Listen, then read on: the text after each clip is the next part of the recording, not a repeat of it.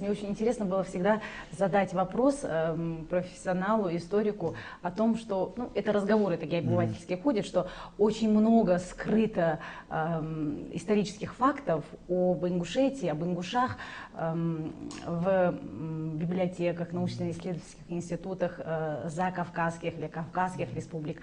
Так ли это на самом деле и есть ли к ним доступ? Правда ли, что вся эта информация закрыта от нас, от ученых? Доступ ко всем архивам имеется, нужно только финансирование. У нас вот такое представление, как будто где-то лежит история Ингушетии, кто-то ее закрыл и нам не отдает.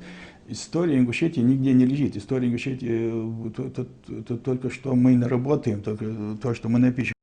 А это все, что осталось от знаменитой Назрановской крепости. Ее возвели русские в начале 19 века для охраны местного населения от соседних племен. Даже одни только ее развалины напоминают о крепкой дружбе наших народов.